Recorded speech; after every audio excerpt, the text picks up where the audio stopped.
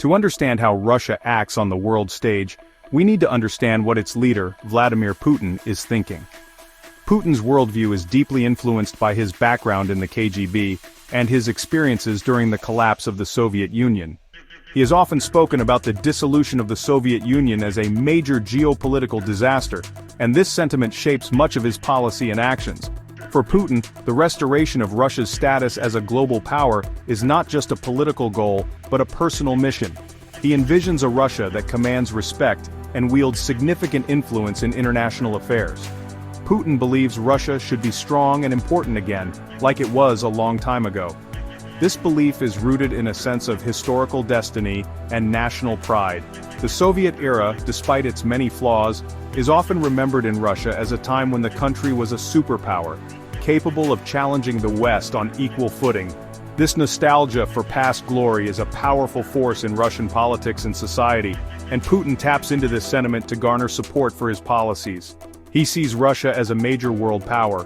This vision is not just about military might but also about economic strength, cultural influence, and technological advancement. Putin's government has invested heavily in modernizing the Russian military, developing new weapon systems, and expanding its presence in strategic regions around the world. At the same time, there is a focus on building a resilient economy that can withstand external pressures such as sanctions and fluctuating oil prices. We can see this in Russia's actions, like getting involved in Syria and Ukraine. These interventions are part of a broader strategy to project power and influence beyond Russia's borders. In Syria, Russia has supported the Assad regime, securing a foothold in the Middle East, and demonstrating its ability to shape outcomes in regional conflicts. In Ukraine, the annexation of Crimea and support for separatist movements in the eastern part of the country are aimed at preventing NATO's expansion and maintaining a buffer zone against Western encroachment, and speaking up strongly at the United Nations. Russia uses its position as a permanent member of the UN Security Council to influence international decisions and protect its interests. By vetoing resolutions that it sees as detrimental, Russia can block actions that might undermine its strategic goals. This diplomatic leverage is a key component of Putin's strategy to maintain Russia's status as a global power. Putin doesn't like what he sees as the West, especially the US, being too powerful. He views the post-Cold War international order, dominated by the United States and its allies, as unfair and detrimental to Russia's interests. This perception drives much of Russia's foreign policy, which seeks to counterbalance Western influence and create a more multipolar world. Putin's rhetoric often emphasizes the need for a new global order where no single country or bloc can dictate terms to others. He thinks NATO, a group of countries working together for defense, is trying to make Russia less safe. The expansion of NATO into Eastern Europe is seen by Russia as a direct threat to its security. Putin argues that NATO's actions are not purely defensive, but are aimed at containing Russia and limiting its influence. This belief has led to increased tensions and a renewed focus on strengthening Russia's military capabilities to deter any potential aggression. He also thinks the US is trying to stop Russia from getting stronger. Economic sanctions, military deployments, and political pressure are viewed as part of a broader strategy to weaken Russia and prevent it from reclaiming its former status. In response, Russia has sought to build alliances with other countries that share its desire for a more balanced international system, such as China and Iran. Putin wants a world where lots of different countries have power, not just one or two. This vision of a multipolar world is central to Russia's foreign policy. By promoting the idea of a more equitable distribution of power, Russia aims to create an environment where it can operate more freely and pursue its interests without being constrained by a dominant superpower. This approach also involves engaging in international organizations and forums where Russia can advocate for its views and build coalitions with like-minded states. In this video, we'll look at Russia's big plans. We'll explore how Russia is working to achieve its goals and what this means for the rest of the world. From military strategies to economic policies, we'll examine the various tools and tactics that Russia uses to assert its influence and protect its interests. We'll talk about its nuclear weapons, its military actions, and how these elements fit into Russia's broader strategy. Nuclear weapons remain a cornerstone of Russia's defense policy, serving as a deterrent against potential threats and a means of maintaining strategic parity with other nuclear powers. Military actions, whether in the form of direct intervention or support for proxy forces, are used to project power and achieve geopolitical objectives. What it wants to do with its economy, including efforts to diversify and reduce dependence on energy exports. Russia's economy has traditionally been heavily reliant on oil and gas, but there is a growing recognition of the need to develop other sectors to ensure long-term stability and growth. This includes investments in technology, agriculture, and manufacturing, as well as efforts to attract foreign investment and improve the business climate, and how it sees the world. Understanding Russia's perspective on global affairs is crucial for interpreting its actions and predicting its future moves. This perspective is shaped by a combination of historical experiences, cultural factors, and strategic considerations. By examining these elements, we can gain a deeper insight into Russia's motivations and the potential implications for international stability and security. If we understand why Russia does what it does, we can better understand what's happening in the world today. By analyzing Russia's geopolitical code, we can anticipate its actions and develop more effective strategies for engagement and cooperation. This understanding is essential for building a more stable and peaceful international order, where the interests of all nations are respected and balanced. Russia's nuclear weapons are a big part of how it keeps itself safe. These weapons are not just tools of war, they are symbols of power and security. The sheer existence of these nuclear arsenals serves as a formidable deterrent against any potential aggressors. The idea is simple: the more powerful your weapons, the less likely anyone will dare to challenge you. This is the cornerstone of Russia's defense strategy. They're like the ultimate "don't mess with us" tool. Imagine having the most powerful shield in a game. No one would want to attack you because they know they can't win. This is how Russia views its nuclear arsenal. It's a way to ensure that other countries think twice before making any aggressive moves. The presence of these weapons alone is enough to maintain a balance of power. Putin has said very clearly that Russia will use these weapons if anyone tries to take its land or threatens it as a country. This is not just a statement, it's a clear warning to the world. The message is straightforward. Any threat to Russia's sovereignty will be met with the most severe consequences. This stance is part of Russia's broader strategy to maintain its territorial integrity and national security. He's also said, don't try to tell Russia what to do inside its own borders. This is a crucial aspect of Russia's doctrine of deterrence. The country is very protective of its sovereignty and does not appreciate external interference. By making this clear, Russia aims to deter not just military threats but also political and economic pressures from other nations. Russia has a plan called escalate to de-escalate. This strategy involves the potential use of nuclear weapons in a limited capacity to de-escalate a conflict. The idea is to shock the adversary into backing down, thereby preventing a larger, more destructive war. It's a high-stakes gamble, but one that Russia believes is necessary to maintain its security.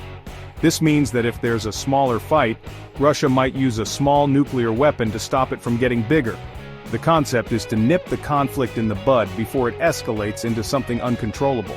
This approach is controversial and risky, but it underscores Russia's commitment to using every tool at its disposal to maintain peace on its terms. This is especially important because Russia and NATO aren't getting along. The relationship between Russia and NATO has been fraught with tension for years. Mutual distrust and conflicting interests have led to a precarious situation where both sides are constantly on edge. In such an environment, the presence of nuclear weapons adds another layer of complexity and danger. Russia's nuclear weapons make other countries nervous. The mere existence of these weapons creates a climate of fear and uncertainty. Other nations are constantly worried about the possibility of a nuclear conflict, which could have devastating global consequences. This anxiety is a key component of Russia's deterrence strategy, as it keeps potential adversaries in check. There's always a chance of something going wrong, especially now that Russia and the West are tense with each other. The risk of miscalculation or accidental escalation is ever present. In such a volatile environment, even a small misunderstanding could lead to catastrophic consequences. This is why the international community is so concerned about the current state of affairs. It's also hard to know exactly what Russia would do, because they don't tell anyone everything about their nuclear weapons plans. The secrecy surrounding Russia's nuclear strategy adds another layer of uncertainty. This lack of transparency makes it difficult for other countries to predict Russia's actions, which in turn makes the global security environment even more precarious. The world can only hope that these weapons remain a deterrent and are never actually used. When Russia got involved in Syria in 2015, it showed the world that it wasn't afraid to use its military. It showed Russia wanted to protect its friends in the Middle East and other places. Syria also gave Russia a chance to try out its new weapons and military plans. Russia has also been sending its military to other places, like the Arctic, the Black Sea and the Mediterranean Sea. It's also working more closely with countries like China, Iran and Venezuela. Russia is doing these things to show that it's a powerful country, and that the US isn't the only big leader in the world. Not everyone agrees with what Russia is doing. Some people say Russia is helping fight bad guys, but others say Russia is making things worse. Russia knows it needs a strong economy to be powerful. This understanding is deeply rooted in the nation's history and geopolitical strategy.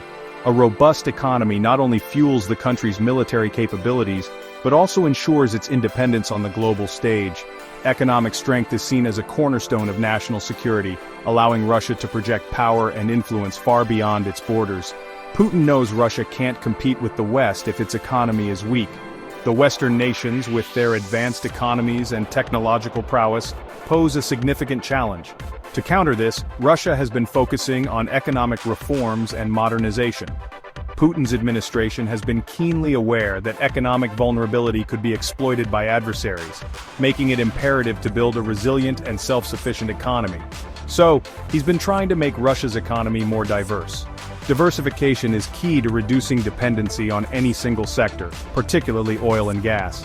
By investing in technology, manufacturing and agriculture, Russia aims to create a more balanced and sustainable economic model. This approach not only mitigates risks, but also opens up new avenues for growth and development. This means not just selling oil and gas, but making other things too. The focus is on building a comprehensive industrial base that can support various sectors. From high-tech industries to traditional manufacturing, the goal is to create a robust economic ecosystem. This strategy is designed to ensure long-term stability and reduce the impact of global market fluctuations on the Russian economy. Russia is also trying to protect itself from punishments other countries have put on it. International sanctions have been a significant challenge, targeting key sectors of the Russian economy. In response, Russia has been developing strategies to mitigate the impact of these sanctions. This includes strengthening its financial systems, promoting local industries, and seeking new trade partnerships. It's making its own system for paying for things and wants people to use Russian money, not just US dollars. By creating an independent financial infrastructure, Russia aims to reduce its reliance on Western financial systems. This includes developing its own payment systems and encouraging the use of the Russian ruble in international transactions. Such measures are intended to enhance economic sovereignty and protect against external economic pressures. Lots of countries are trying to use fewer US dollars these days. This trend is part of a broader movement towards de-dollarization, where nations seek to reduce their dependence on the US dollar for international trade. By diversifying their currency reserves and trade practices, countries aim to gain greater economic independence and stability. Russia is at the forefront of this movement, advocating for a multipolar financial world. Many people are surprised that Russia's economy is doing okay, even with the punishments. Despite facing significant economic sanctions, Russia has managed to maintain a degree of economic stability. This resilience is attributed to strategic planning, resource management, and the ability to adapt to changing circumstances. The Russian government has implemented various measures to support the economy and ensure the well-being of its citizens. This is partly because Russia has lots of natural resources like oil and gas, which provide a steady stream of revenue. These resources are a critical component of the Russian economy, offering financial stability and funding for various development projects. However, relying solely on natural resources is not sustainable in the long run, which is why diversification efforts are so crucial. But it's also because Russia has been smart with its money. Strategic financial management has played a significant role in maintaining economic stability. By building substantial reserves, managing debt effectively, and investing in key sectors, Russia has created a buffer against economic shocks. This prudent approach ensures that the country can navigate through challenging times and continue to pursue its long-term goals. One of the biggest problems between Russia and the West is NATO. Russia thinks NATO is old-fashioned, like something from a long time ago. Russia thinks NATO is trying to surround it, and make it less safe by adding more countries close to Russia. Putin has said this will cause more problems, not less. He says NATO isn't being fair. He points to what NATO did in Libya and Serbia as examples of NATO doing what it wants. The West says NATO is just for defense, and isn't trying to threaten Russia. It says each country can choose to join NATO if it wants, and that Russia shouldn't tell other countries what to do. When Russia took Crimea in 2014, it was a big deal. It was against international law and lots of countries got mad at Russia and punished it. Putin said taking Crimea was righting a wrong. He said Crimea has always been part of Russia, and it was a mistake that it became part of Ukraine. He also said he needed to protect Russians who lived in Crimea. Other countries said Russia broke the rules and took land that wasn't theirs. They said this could cause more problems in other places. Taking Crimea caused a lot of problems that are still happening today, like the fighting in eastern Ukraine and the punishments other countries put on Russia.